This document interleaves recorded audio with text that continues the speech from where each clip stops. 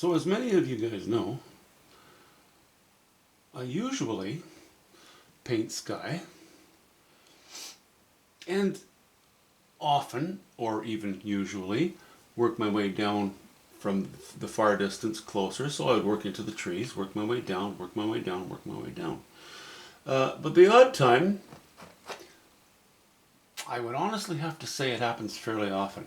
I will often jump down to the rocks. It's rare, however, that I'll go to these rocks and begin painting the foreground, the water, before I get back into this area.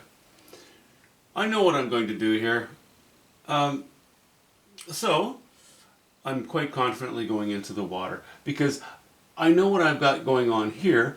I haven't decided exactly how to manage this. And I love a challenge. So that's kind of why I'm actually just jumping in here right away. Because I want to at least go to bed tonight and think to myself, yeah, okay, I'm pretty sure I know how to handle that.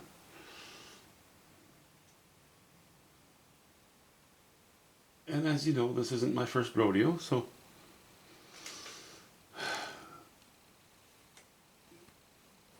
that's kind of why I do it this way sometimes. And that's why I'm doing it on this particular painting.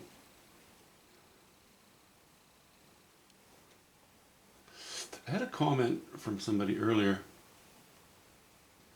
mentioning, I think it was a comment on an earlier video of this painting where the basically these trees had been laid in and everything below that was still dark and just tinted, or washed in with turpentine and paint rather than actually painted. So of course, before that work is done, you can't, nobody can know exactly what my plan is. And I don't always know what my plan is either, but I do have a plan. That's just the nature of the job. See, I'm playing with these rocks here too, and I don't even know exactly what I'm going to do with this edge. So I'll stop that there. I do know, however, that I would like to bring light in, curving down. And that's why I'm bringing these colors in like this, why I'm bringing in the higher values. Also, to help marry water and distance, you'll see that this water is very blue. I've been using ultramarine blue, cobalt blue, yellow ochre, titanium white obviously, maybe hints of raw umber here and there. And then when I skipped over to here, I've actually gone more in the direction of the colors in the sky, just here. So once we have, splashes of the same color here and here, that marries the top to the bottom a little bit.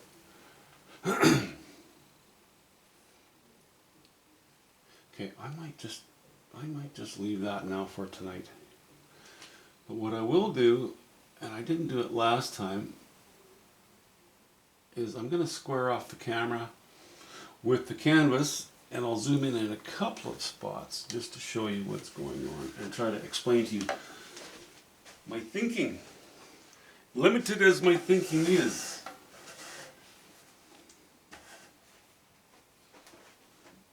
Alright. Clickety-clack, excuse the noise and the movement. I am not a professional photographer or videographer, nor do I have any interest in becoming one. Here, let me drop this painting. Take some of the glare off of it at least.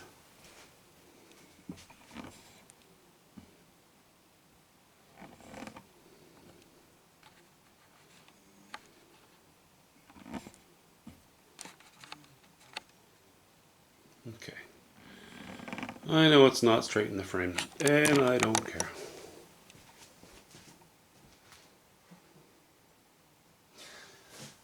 All right.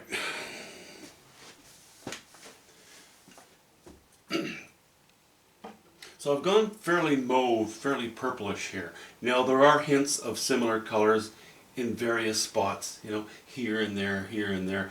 I may need to up the chroma in some of these shadow spots, because I can't just have one block of purple in the entire painting, or just on one end of it. So I might introduce a little more of this into the shadow side of the rocks. It's entirely possible that I take some of these mauves and put the odd brush stroke on some of the trunks as well. Just to, again, spread that purple around so it's not such a block. Also, there will be more of this purple on whatever mass of ground that I have in the foreground, because this will also be in the shadow. Everything from here down is more or less in the shadow. Once the water is painted, my intention so far is to keep it darker like I've got it here. I'd like to leave a streak across there. It might not run right from one end to the other, but you know, the idea is there. You get the plan. I'm going to be bringing some burnt sienna into some of these trunks as well. Get some strong color, not necessarily very high value, but certainly higher chroma than what's there now, because right now you're just simply seeing a silhouette.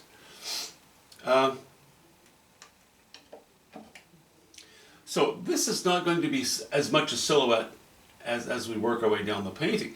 These vertical lines in so many places will really be helpful in bringing the sky to the foreground. And of course, what I do with this grassy area behind the rocks is also going to help introduce this to this. So we're kind of going to end up with, you know, high values here, obviously, a bit spilling out here, a bit here, some high values on some of the trunks, sort of from here to here, most likely in this area. These will catch a few shots of light. So I'll have this light of the sky trickling down, catching a few trunks, although the light's coming from this direction.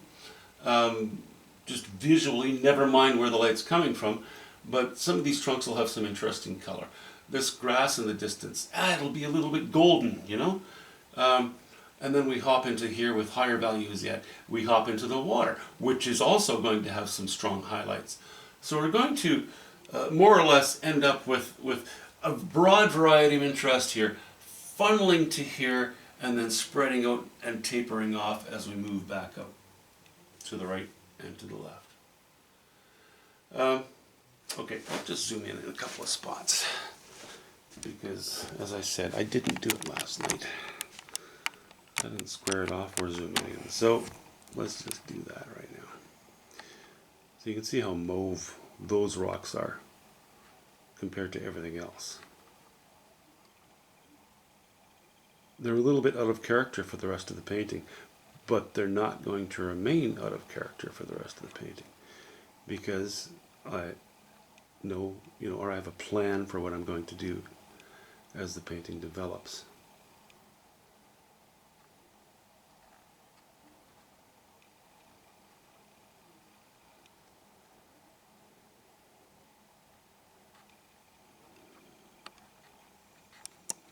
All right. I like that sort of glacial, cold-looking greenish blue in the water, and then it warms up. It's not just picking water off rivulets, or the light off rivulets anymore. As you come closer, it starts to pick up some of the color of the sky. A little bit, a little bit. The blob in the foreground, right, you know, this shape, that's not going to stay that shape. And I'm also not going to worry about it. I'll worry about it when I have to. I'll cross that bridge when I come to it. For the moment, I'm playing in the water, and I'll go as far on the water as I'm comfortable. Then I'm going to jump into the grassy area and the trees behind there. But as I say, I already have in mind what my plan is. So that's for me to know,